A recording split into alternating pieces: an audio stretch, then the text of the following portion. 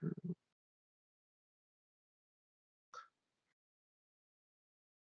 All right. Hello there, everyone. This is Mr. Brass, and today I have a very special guest with me. This is Kay. How are you doing, my good sir? Apart from pulling my leg earlier as I went out for a walk, I'm doing good. How are you? I'm doing good myself. What what have you been up to lately? Can you tell the audience a bit about yourself? What would they want to know in particular? Well, like what you do, your channel, and like what you do, like on Twitter and stuff like that. Most of the time on Twitter, I mainly just shitpost and argue with people to try and get them to pay attention to the reality of the world instead of just basically the rose-tinted glasses they've been given from birth. Apart from that, when I'm on YouTube, I bring up men's issues such as false accusations, male victims of specific crimes, female predators, that kind of thing. Hmm. Yeah, I know. I remember Hannah Wallen actually bringing you up, and I thought that was nice. I also seen you on Twitter, and I've watched some of your videos, and I thought they were pretty well done. I thought your voice really matched the subject matter. Well, thank you very much. Mhm. I myself, I don't like my voice, so Well, no, I don't think anyone really likes their voice because we hear it all the time. yeah, that is a good point. Mhm. It's hard to like something that you always hear all the time. Yeah, Um, yeah, and I always found your kind of content pretty pretty good, and I like how sometimes like I've noticed a trend where a lot of times you get a lot of these stories that are about female teachers and their underage students. yes, I what we tend to see mainly in the mainstream, and other big channels are guilty of this as well. It's not their fault because they don't really tend to pay attention. But what we tend to get is we get them pushing out story after story after story of male teachers, male this, that, the other. But what about the little guy? What about the people who may not be the victims of men? They don't seem to be treated with as much dignity and as much respect as female victims of men would be. I mean, even female victims of women don't get the same amount of respect and dignity they deserve. So, being a victim myself, I decided to take it upon myself to push out and bring attention to as many cases of that as I can find. And believe me when I tell you this, I have about a list in a email address dedicated to this of about 500 that I have to go through. These tend to be a bit older than the newer stuff, so when it comes to those videos, they're not as important to bring attention to. But slowly in the background, while I make other videos, I'll go through, edit a couple of segments into it, and just go from there. Mm. Yeah, and you say you're a victim yourself, so I would assume that that's what really got you into all this. What it wasn't being the victim myself per se that actually got me into it. What got me into it is we have a traditionally very British, sorry, a very feminist culture over here in England. But when it comes to men coming forward and asking for help from those people, they tend to be laughed at, mocked, ridiculed, turned away, and even their victimization turned back on them to try to misrepresent them as the perpetrator rather than the victim. Mm. So when what happened to me, I went out, I sought help, and that happened to me. They mocked me, they laughed at me, they basically said it was my fault. That doesn't happen to men, women can't do that kind of thing. So I basically just started looking for communities where they accepted people like me, and it just so happens that the men's rights community decided not to take me in, but to give me some advice. From then, I decided to basically just go do some research. The the topics of the videos I make, and when it comes to like the statistics I throw around on Twitter, I've been researching this. I'm 30 now, and this happened when I was 18. So give or take about 12 years. So I've Mm, been doing this for quite a while. And the more I researched, the more communities I found, and it led me to play people like the honey badgers, Hannah Wallen, as you say earlier, watching them, and then deciding to basically make content of my own, and it just went on from there. yeah. I I never initially set out to be a men's rights activist per se, but bringing the attention to men's issues got me dogpiled, attacked constantly on Twitter.com by the same feminists I sought help from. Mm, Yet they decided no, it wasn't going to happen. They would just ridicule me and basically call me a MRA, a men's rights activist, as sort of like a disparagement yeah. and a slur, if you will. So I Mm, decided I'm going to own it. And I went into and decided to do more research about the subject. And here I am, like mhm, 6 years later, full fledged MRA. mm. Yeah. Another reason why I, thought it would be nice to have you on is, because we have a similar sort of a like story in the fact that I was also sexually abused in a relationship.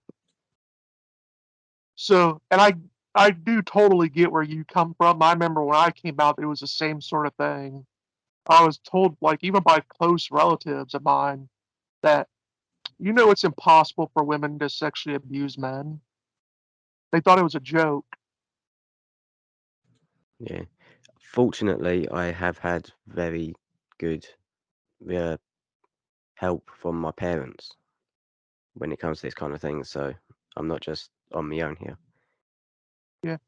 I mean, I have good friends that have came to my aid, and they've been tremendous help. What really helped me get over it, well, not get over it per se, because I don't think you ever get over that.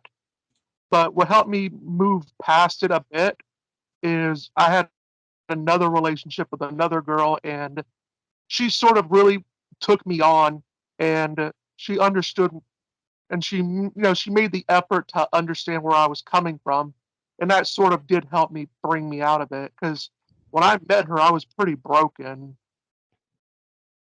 Yeah. Uh, yeah. It is good having a good support network around you when this kind of thing happens, even if it's not.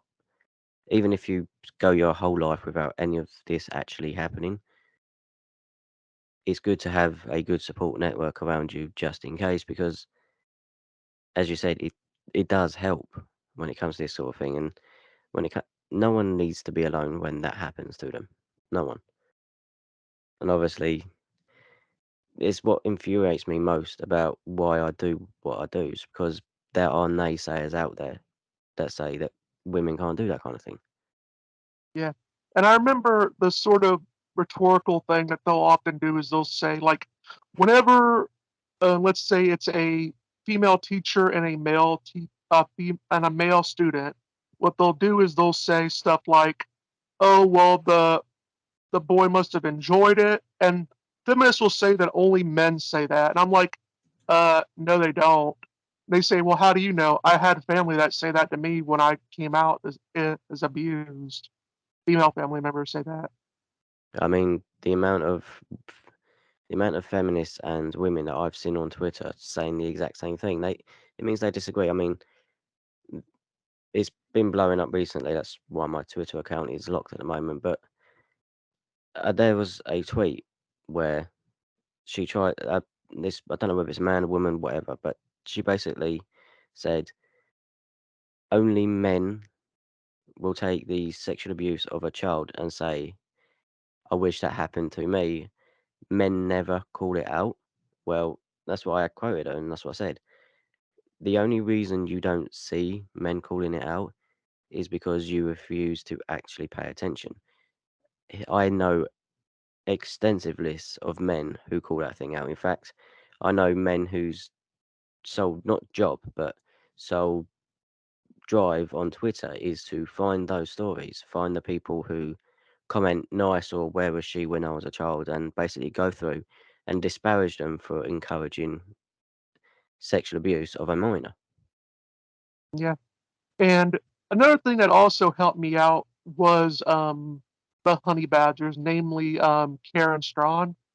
She was a like the kind of tough talk that she would do about this sort of topic really did help me out learn some things. It helped me take like a closer look at maybe some red flags that I've had in my life. And I felt more powerful than I did like before because I sort of went by the whole feminist narrative about trying to go about it. It really didn't work for me. Oh, sorry, I was just taking a quick drink. Oh, Uh, that's fine. yeah, Karen Strong, she was a before she semi-retired. I'm pretty sure she's semi-retired now. She uh she she's one of the reasons why I decided to look deeper into what actually happens in the world.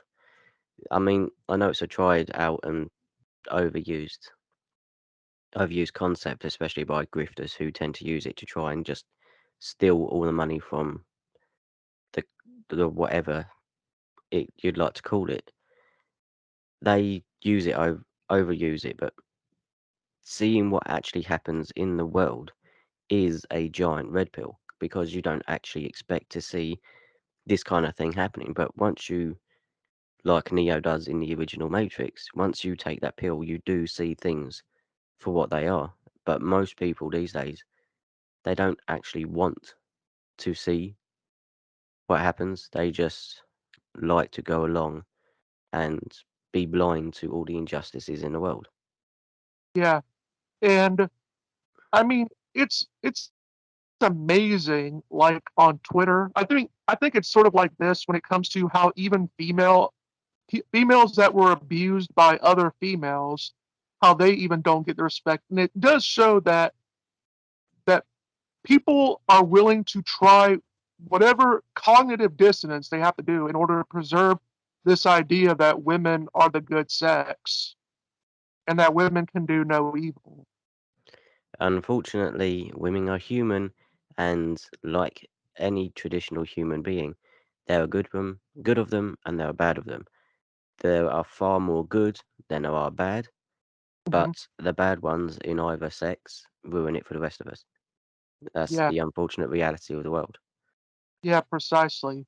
I mean, I think people have flaws, but I think the particularly heinous ones that when it comes to sexual abuse, because I've actually made this point that in some ways, obviously I can't give like how it goes through with everyone's mind, but I've came to sort of think that it's a bit worse when it's like a female on male than the vice versa by the mere fact that people don't just maybe not believe the guy initially because like because maybe say the woman in question was like maybe a fantastic teacher, has a good record, like the same sort of thing that you would hear with females with male teachers.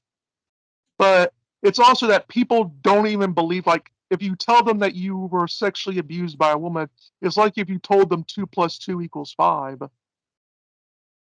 It's not Yeah, just it's not just they can't believe like this person in particular did it because of their reputation. It's that they physically think it's impossible to happen. And that's different that I find with women because like unless it's like extraordinary circumstance like the guy was in a different country or something at the time, like no one doubts that like a man could have possibly done it. They might deny that like if the man's well known and respected, they might deny that's by virtue of his character, but they wouldn't deny that it's physically possible that he could have done it. well, no, we all know men can do it, and in fact, here in the UK, only men can do it. So that Yeah. we've got that going for us. Well, well, just think on the bright side. I mean, women can. I mean, now that with the gender debate going on, it might be where women actually can be charged with it as long as they identify as women. I mean, as they are men identifying as women, they can do that because all that matters is the penis. Well, yeah, but the thing is, when it comes to that specific law, you now have our government saying that they should be excluded because they are women. It's not an actual penis, you see, it's a feminine penis. And Ah, because it's a feminine penis, it doesn't actually count when the lady in question forcefully inserts it into someone else. ah, that seems just so ridiculous and willing to go that far. I mean, I know in America, I know state laws are different than our federal laws. They have different, so, but on a federal level here, like the possibility of men being raped wasn't even a thing that was in law until 2008. Our current, sorry, our current rape legislation was founded in 2003. It's been amended once, and that was to include penile penetration of the mouth. That's the only way it's been updated in 20 years. Two Yeah, decades. It's been 2 decades, and despite people's attitude to the law saying it's outdated, it needs to be updated to reflect the modern world and how we see society. Because I did a video about it not too well, I will say not too long ago, but when I say not too long ago, time just blends together for me. So not too long ago could mean anything from a couple of days to several years. So I'm pretty sure it was a few months ago though, where the UK government, or sorry, not the UK government, a YouGov poll basically said that like 80 to 90% of people in the UK say that it's time to update the laws to reflect female rapists and to include made to penetrate as y- a category of rape.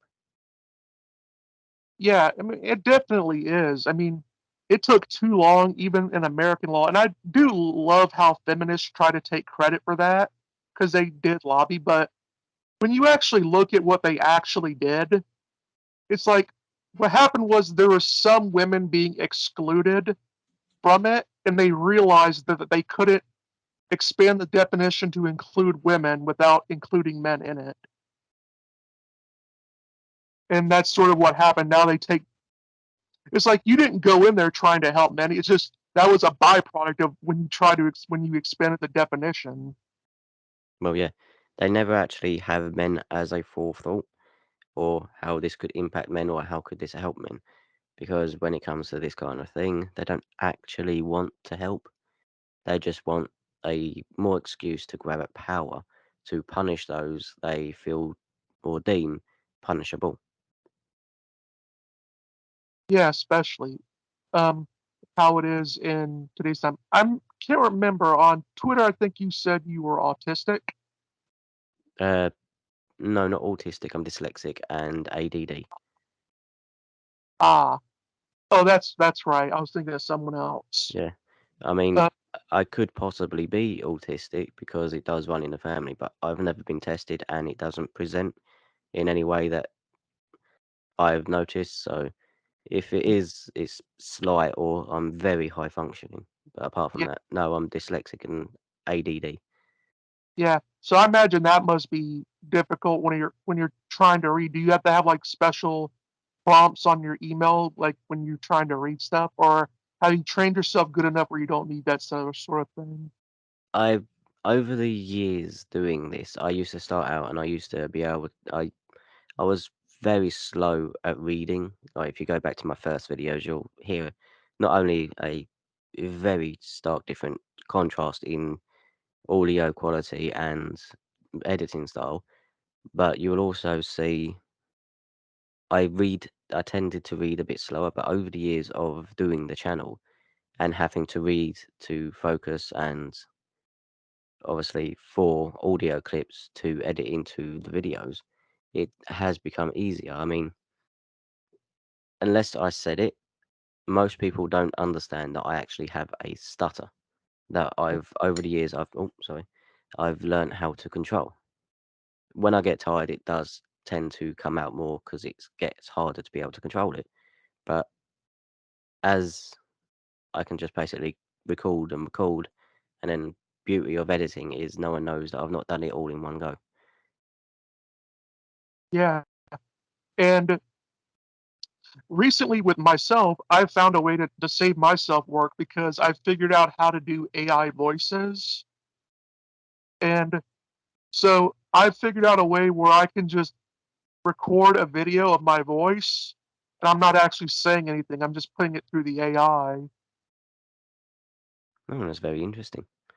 I tried it with I don't know if it's aired yet, but I know I did that with an entire video. I'm just now trying it out, but when I was looking through it, it looked were pretty indistinguishable from me actually saying it. I'm Well, always yeah, I'm I'm always looking for ways to make what I do easier. yeah, that is the dream.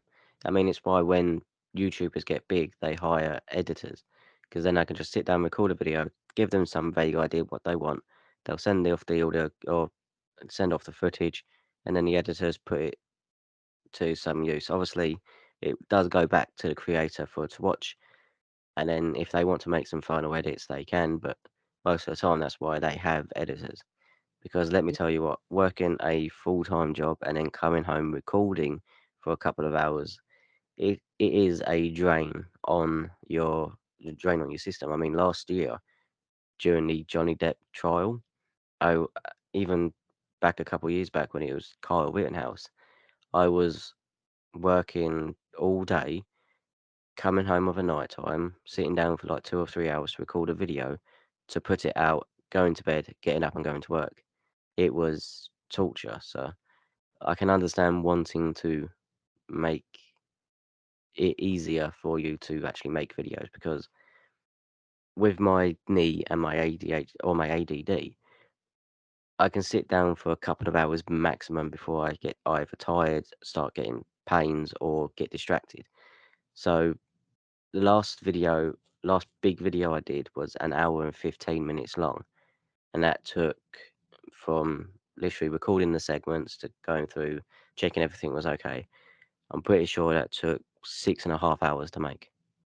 And I remember that it used to take me about that long to go through just a simple gaming video where I had to literally stay up, trying to piece everything together.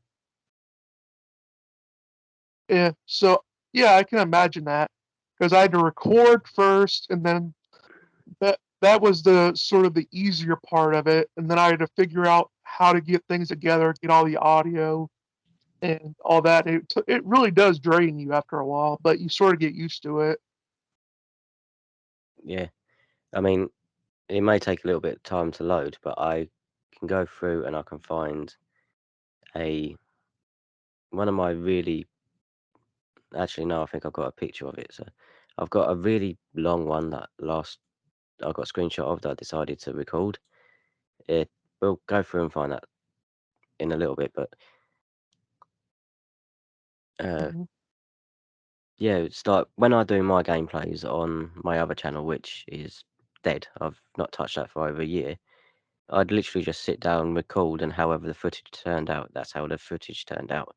Because I'm not going through sitting and recording and waiting for it to basically destroy itself, or I end up destroying myself based on wanting to get the best footage.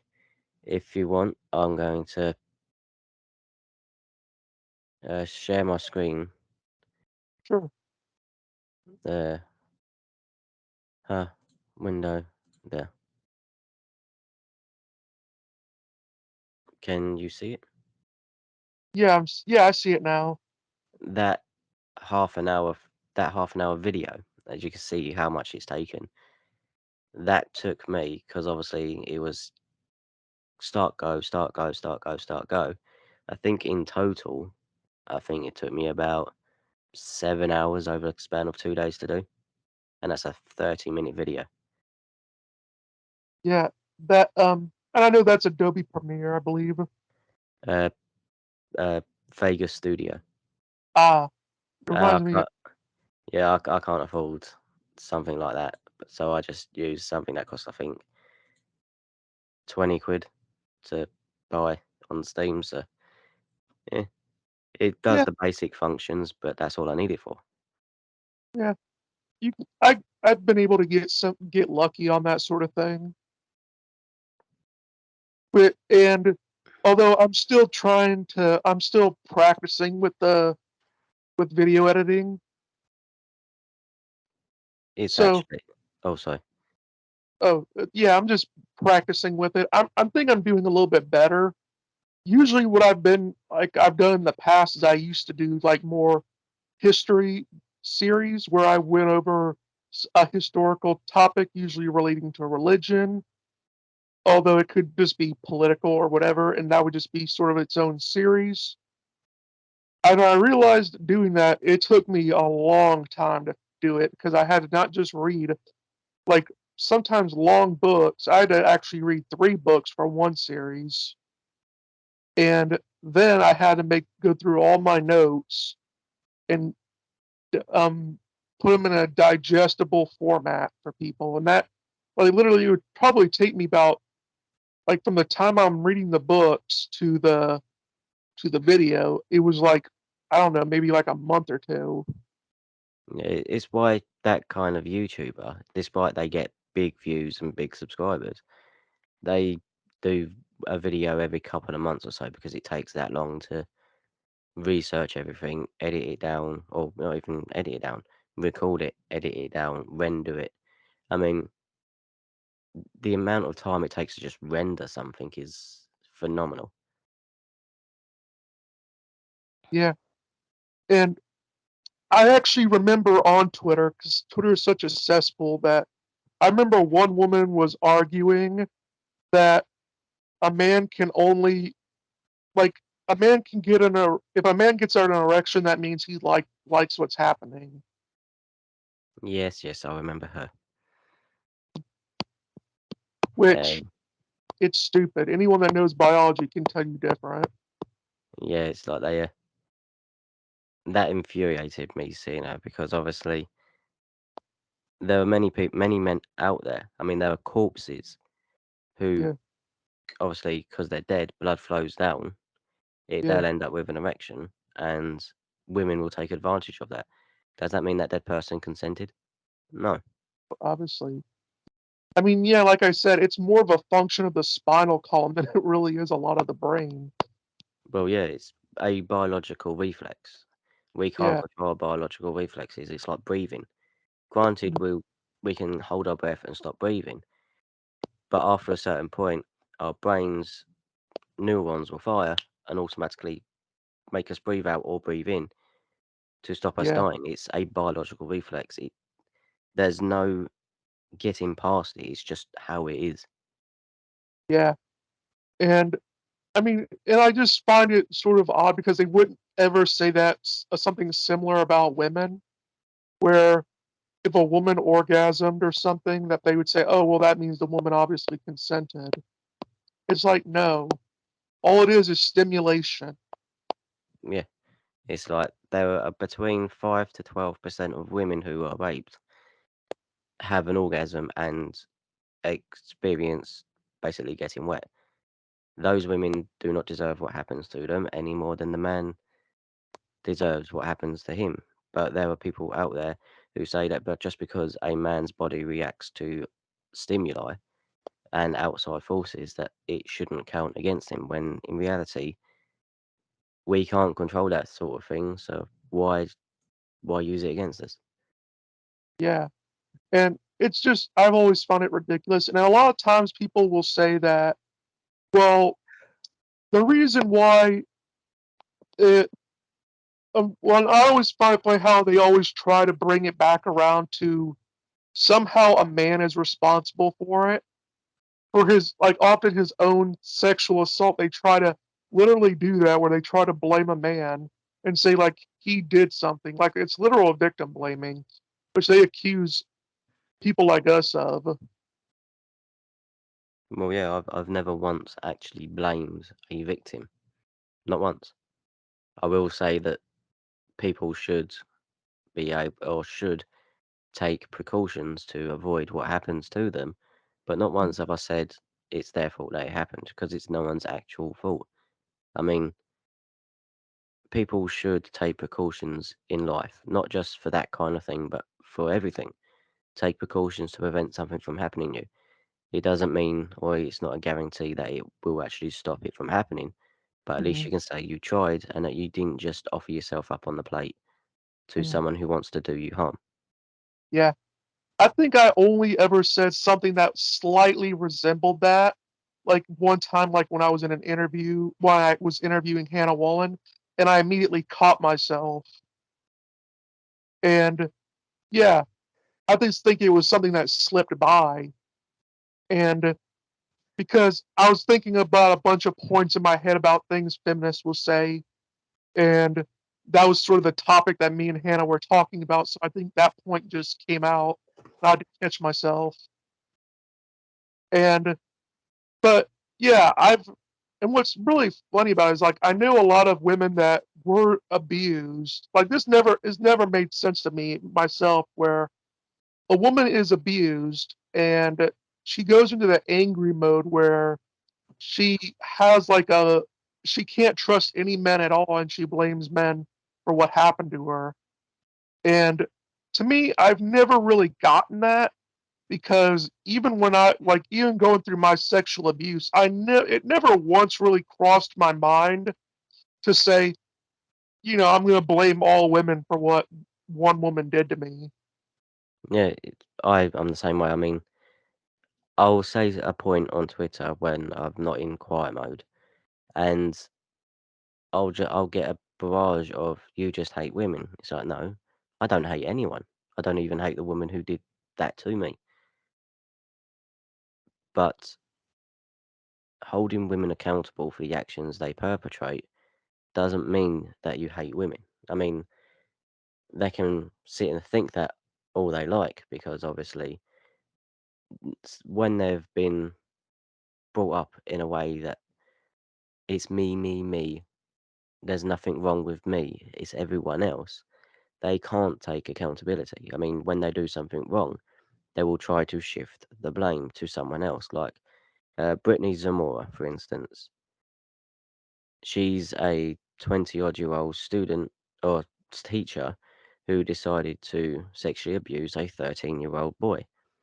She's gone into the courtroom during her court date and said that he was the perpetrator, a 13-year-old boy, because, quote, and I quote here, he seduced me. It's like it doesn't matter how much he tried. You, as the adult, you should not only rebuke his advances, but go to the principal or the head teacher, as we call it, go to them, report the student, ask for them to be taken out of your class, and then push to or a push to have the parents spoken to because someone like that indicates abuse at home. If they've come in and they're sexually active or sexually aware or and trying to do that kind of thing with a teacher, it could hint at abuse at home. Otherwise, why would they know about it? I mean, granted, we have the internet now, but Mhm, that does not mean that the parents are off the hook when it comes to that kind of thing, because that is one of the clear signs of abuse. So not only did she abuse this child, who's probably been abused at home or by somewhere else, but she then tried to blame him for trying to seduce her. He's like, yeah, and you're the adult in the situation. No means no. Say no, and then yeah, report him. yeah, and, I mean, any adult should know that kids tend to be bad with long-term thinking. They tend to be better with short-term thinking. So, like, I know Hannah Wong gave a good example. If you ask a child, do they want to eat a gallon of ice cream? Oh, they'll Um, say, hell yeah, I want a gallon of ice cream. And, but what they don't get that if they were to eat a gallon of ice cream, they'd get sick. They don't see that far ahead in the future. yeah, they were. I know there's a word for it. They're They only, gratitude. They're gratification oriented rather than satisfaction oriented. Basically, that means they want the urgent gratification that they'll get from the thing, but they don't see the long term satisfaction events in waiting longer. That way, you can build up an appetite for something, and yeah, they'd rather go for instant gratification than long term satisfaction, if that makes sense. yeah, and it does. I mean, so when it comes to, I mean, the 13-year-old boy, I can't read his mind or anything, but like even if a child like a 13-year-old does that, I mean, they could just be also like they're only thinking about, oh well, it'll feel great or something like that, and they don't think, well, if this happens, it's going to trouble me later down the road. It's going to be make it hard for me to have relationships, and once I realized I was taken advantage of, that's really gonna mess me up. Same goes for the quote unquote men on Twitter who say, "Where was she when I was a kid?" Those don't realize that when it comes to that kind of thing, it's not just what happens in the moment, it's the years after that. You will have nightmares, you will have serious mental health issues after it because of by the sheer weight of what happened. Your brain can't process it as it happens because obviously you're not supposed to be doing that kind of thing at that age, so it shuts it out. It's later on in life that it comes out as repressed memories, and you end up with bipolar disorder, schizophrenia, that kind of thing, because your brain disassociates from it. Yeah, and I mean, and that also happens with, I mean, I'm sure that happens with women as well, like, when they're that young, Oh, it and does. It happens to all victims, regardless of gender. yeah, and I mean, well, yeah, I mean, and I'm talking about, like, the whole, like, instant gratification versus satisfaction, because I think that all children have that sort of thing, where they just mostly think about the short-term pleasure rather than the long-term gain. I mean, yeah, they do. I mean, it happens with female students as well when it comes to them leading on or trying to a male teacher. That man should know better and not do it. But those women or those young girls who try to seduce a male teacher or who's at the behest of a male teacher, they as well only see the instant gratification of it happening. They don't see long term that the psychological effects that will happen to them, but also the fact that because it's a male teacher, his life will more than likely be ruined after that. And Well, obviously, it if I mean, it ruins, it yeah, deserves to be because as the adult, he should know better. yeah. Obviously, I believe, like, if the dude did do it or if the female teacher did it, like, I believe honestly their life should be ruined because they kind of deserve that. Well, It they should spend the rest of their natural life in jail and then be yeah, buried underneath it. That's my stance. yeah, agreed. Yeah, because, I mean, you ruined a child's life, Yeah. and the fact that you were in a position of power often, like, that makes you really dangerous because 'cause you're very capable. Because like, it's not like a physical thing where eventually you get older and you can't do it anymore. It's like a mental thing on top of it, and that's much harder to get away from. Yeah. It certainly is.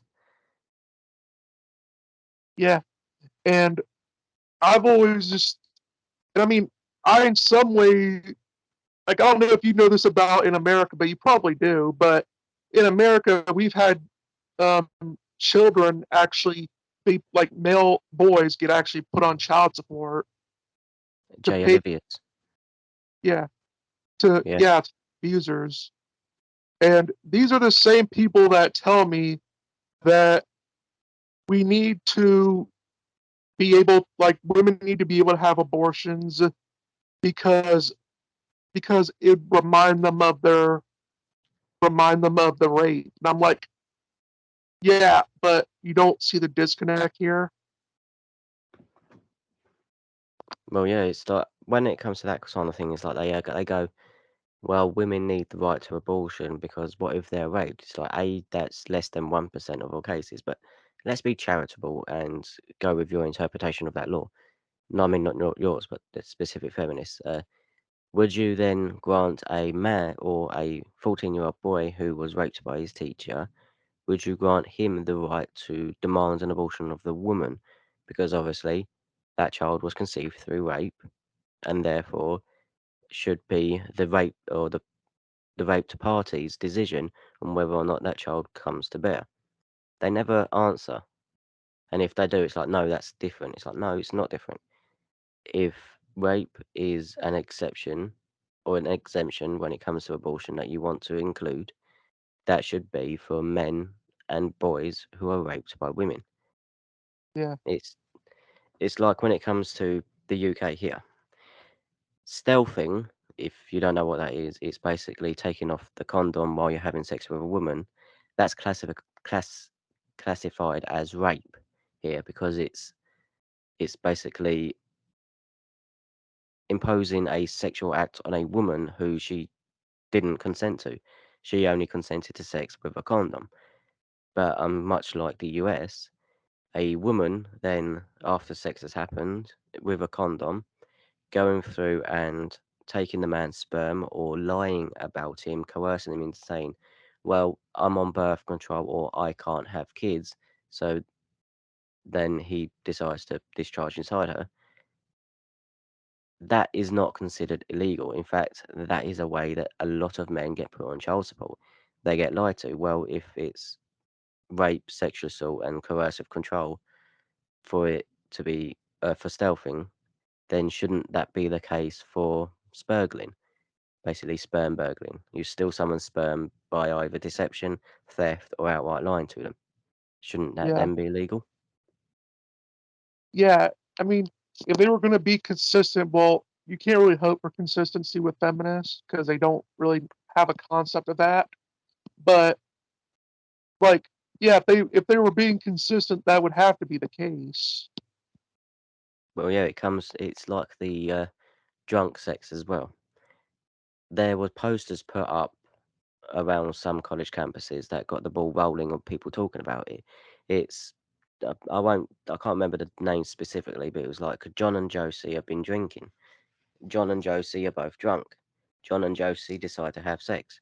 John is a rapist.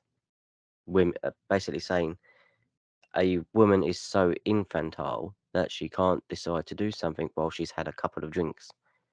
It's like, well, if you want to be consistent, like you say, it's never the case. But if you wanted to be consistent, then Josie is also a rapist Yeah, based on a not only the equality laws that exist, but based on just common sense. If drunk people can't consent, then Josie, who's also had sex with a drunk person, is therefore also a rapist by their own standards. yeah. And typically speaking, just like not even with including rape, but when it comes to just regular laws, when it comes down to drinking, once you take a drink, you're not, you haven't been obviously your drink hasn't been spiked. If you get drunk and you're typically held responsible for the actions that you do while drunk.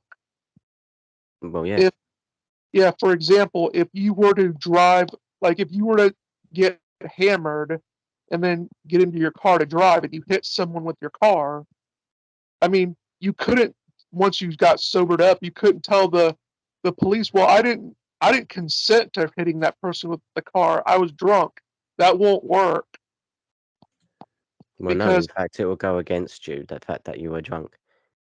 yeah, yes, and yeah, I think, and that's sort of how it's presumed. It's presumed to be like tacit consent. If you're taking the action, all the actions to get something, like that you know could lead to something, you can't be said to not consent to it. If you decide to get drunk and drive behind it, like if you know you're the type of person that drinks while you drive, you can't then say that you didn't understand what could happen if you got drunk.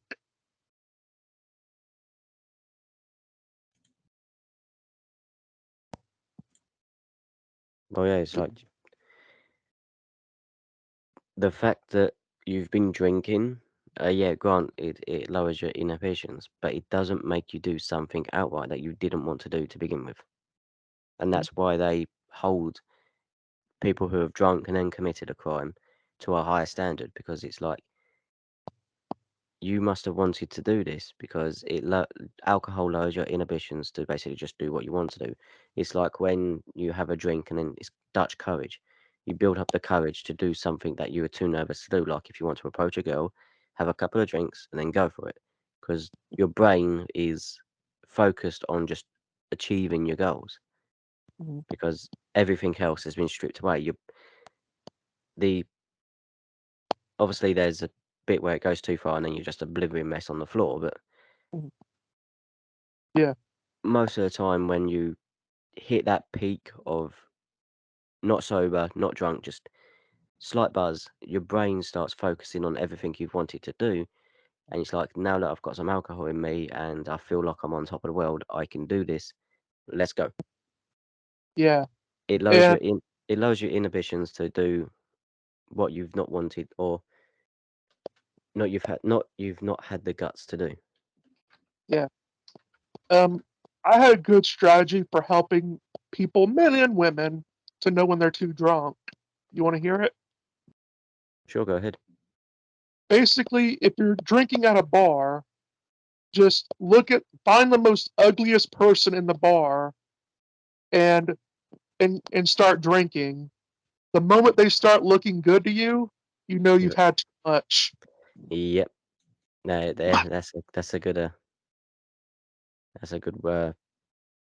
uh measurement. There we go. Jesus, I couldn't think of the word. Although it sucks when you're the person they're doing that to. Uh, you get used to it. Trust me. Yeah.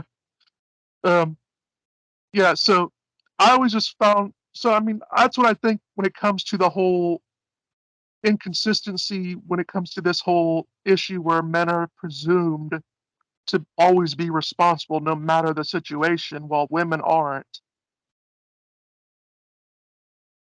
And women don't get like the same sort of negative reaction even when they come out and admit that they did a crime.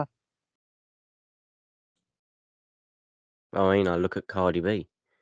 She Mhm. admitted to drugging and robbing men while acting as a prostitute. I mean, you can guarantee she probably raped a couple because drugged men tend to want what you offered them. So, by nature of what we've just been talking about, if you drug someone, it's rape. So, chances are she drugged, raped, and robbed many men. And look where she is. Yeah, She's and a not look. necessarily in that order. Well, yeah, not in that order. I'm just Mhm. spitballing what she could have done. It's fine. My All dad right, goes to work soon anyway, so it'll all be. right, all right. So I always think that it's a bit inconsistent with how, especially feminists. But although I will say that I think this is bigger than feminism in some way. I think feminism is just the gasoline on the fire. Oh yeah, there are more issues out there.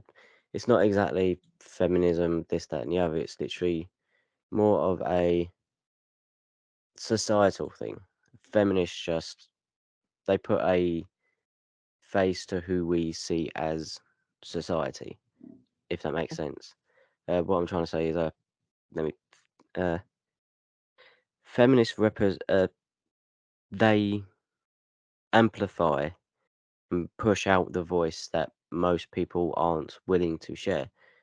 So they'll push and they'll basically be the voice for who, or they'll try to be the voice for who they think supports their cause. Most people don't.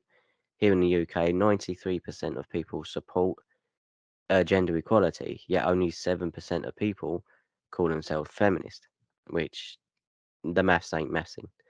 But they try to amplify what they see is wrong with society and try to bring everybody else along with it. They do get some things right. I have admitted in the past that there are some things that feminists do get right, and I'm not talking about the new wave feminists. I'm talking about people like Christina Hoff Summers, the old school feminists who literally just wanted gender equality. They achieved it. She moved on, and then she saw the shift going the other way, and then now she's basically on quote unquote our side. But they Yeah. try to push their own narratives as if it's the voice of the people. And while some people tend to just go along because they're NPCs, some people, if not most people, out and out reject what they have to say. But despite them being a minority, they're an extremely loud one. Hmm. Extremely loud, that is. Oh yeah, And it's sort of worse. I mean, I don't know the situation in the UK or I mean England, but like I think I know in America the vast majority of voters are women. same here in the Is that UK.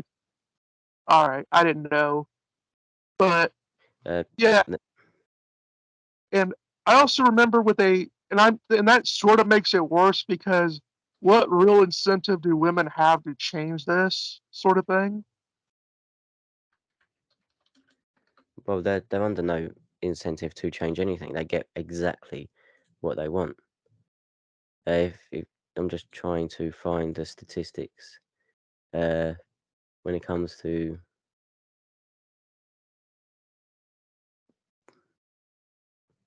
uh, I can't find these how many it was men versus women. I can't for some reason the place that takes this is yeah King's College London. The average vote if I have fibre optic broadband, but it decides it wants to be slow now. Great. The quote, women's vote is a myth. The average voter is a female voter. And it says here, this was published on 4th of November 2019, so only a few years ago, when our last election was. It shows,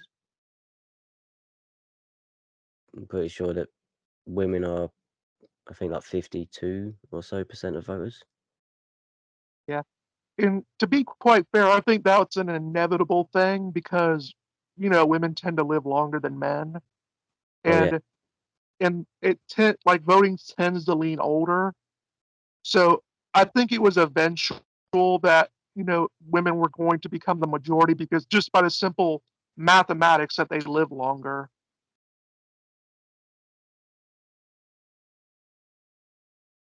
and Oh, that that's sort of how I've seen it, and I do find it sort of funny how people like to say that it's just now feminism that's bad, but not in the past. When when we have plenty of examples of bad feminists, even going all the way back to Seneca Falls. feminism here in the UK. Do you know who invented the letter bomb? So, Feminists in the UK. wow, The suffragettes. They they they create basically figured out they were basically the first to use letter bombs as a tool to try and get what they wanted. If I also believe one tried to kill Winston Churchill. they, I I don't know about that. I've not looked too much into it, I but know, I they know have. he. Yeah, I was I going to think say I heard. that. So I don't know if they. I don't know if they tried to kill him or they just attacked him or whatever. But I'm certain that I read that somewhere. Um. yeah, but So when it comes to suffragettes in the UK and the women's vote, there have actually been studies and historians have come out and said that suffragettes actually pushed back women's right to vote because the government didn't want to be seen as negotiating with terrorists, because that's precisely what they were at the time. Mhm. Yeah, and that makes perfect sense that's because I mean, if you're committing terrorist acts, like you're not really giving people a good reason to want to like you. Yeah, Yeah. here we go. 19th of July, 1912. A powerful bomb is planted in Home Secretary Reginald McKenna's office, but is discovered November 28th to December 3rd, 1912, as part of a 5-day-long nationwide pillar box sabotage campaign. A number of letterbox bombs are sent by suffragettes, many of which burst into flames at post office and around the country. It resulted in 5 casualties, 5 killings, including 1 suffragette, and 24 injured, including 2 suffragettes. Mm. So Yeah, I they yeah. pushed the right to vote for women back. I know in America in specific that a big thing that drove women's want to get the vote was racism, because basically what had happened was is that black men got the vote because of the pretty logical reason that they were the ones that fought in the Civil War, and that was supposed to be like the gift to them as part of being citizens was they get the vote.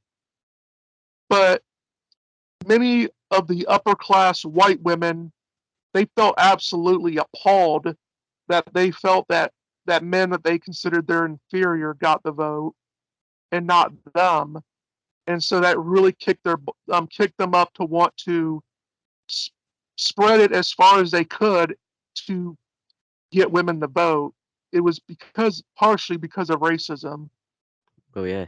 I mean, here in the UK, if it weren't for the suffragettes doing their bombing and arson campaign, women would have got the right to vote before men, because obviously they wanted suffrage, they wanted to basically push it, they wanted the right to vote because, in their words, men had the right to vote, so why couldn't women? But what they didn't realise is the only people who could vote in the UK at that time were homeowners of both genders, male and female. The only people who couldn't vote were the wider public at large. I know I say the only people, but it's easier to lump everyone else into just one group and literally just say the public at large. Basically, non homeowners. It was not based on gender, it was based on whether you owned a home, because obviously you live in that community, you have stake in that community, so you should have a right to vote. Whereas when Mhm. it came to voter renters, they decided that they don't have a stake because they can just get up and leave if they bring in bad policies. Yeah, Yeah, that's but big. That was part of the reason for in America where landowners only had the vote for a while because of that. yeah, but when it came to the UK, they decided to go in a different direction because World War I was coming up, and obviously they had to draft men, regardless of whether they owned a home or not. And that's what people were saying. Well, how come the men who didn't have a right to vote, why should they have to go to war to die for the people they didn't elect? So they gave universal suffrage to everyone. That's why everyone can vote now. People Yeah, often bring up the suffragettes when it comes to the UK as some sort of beacon or bastion of, here's where we put out gender equality. But male suffrage was a thing as well, and it happened at the exact same time. It just tends to be more ignored because everyone goes off the notion that men just had the right to vote regardless. yeah. In America, like our state laws are different than um can be different when it comes to that sort of thing. But like the largest gap in any state for when it came to men having the vote and women not is about 40 years, and the lowest is like 4 years. That was the gap. Like maybe one or two generations, but that was it. And the funny thing that people don't really understand about, like in American history at least, is that whenever men did have the vote and women didn't, they were all like, it's not like men were told that they have to be, self centered and think about what's best for them. no, they if they voted, they had to vote like they were told they voted as a representative of their family. Well, yeah, it was a uh, oh, I can't think of the thing. A group vote rather than a solitary vote. So you basically Yeah. sat down with your partner, you discussed who the best candidates were, you went through their policies, and you decided together, and then the man went to vote for the whole family as some sort of, as you say, representative. But they sat down, they talked about it, and they decided as a family unit, which is what should happen. Mhm. They decided Yeah, as a and family unit and went from there. yeah, and that was a much better then. I mean, because even some of the the the more black suffragettes, they had actually pointed out that um like because they were the white suffragettes were arguing with the black ones about well about who should get the vote first, and the the black suffrage suffragette, the ones that wanted the vote, they said that well women already have political influence through their husbands. Well, we don't have anything like that. And the white suffragists, they couldn't refute that because they knew that was the case. Well, yeah, you can't refute what is actually true, can you? Yeah. All right. Well, I know it's 10 o'clock now, and you're tired. Yeah, it's And it's 3 a.m. here. yeah, can yeah. So it was nice talking to you, bro. Can you tell the audience where they can find you? You can find me on X or Twitter at kcavalry2. It's hang on, let me let me just remember how I spell my username. It's at CAECAVELRY2. Follow me if you so choose, and you can find me on YouTube, Rumble, Odyssey, and BitChute. Did I say BitChute? No. Uh, on various different platforms, but in the description of my videos, there's always a link to other sites. But you can find me on YouTube basically at K Valentine, CAEVALENTINE. So it used to be Carillius Valentinius, but that was a bit of a mouthful and a bit of a hard thing to find. So I just shortened it because everyone just called me K anyway. So I Yeah. decided, screw it, I'm gonna shorten it and just go from there. And it's worked out well.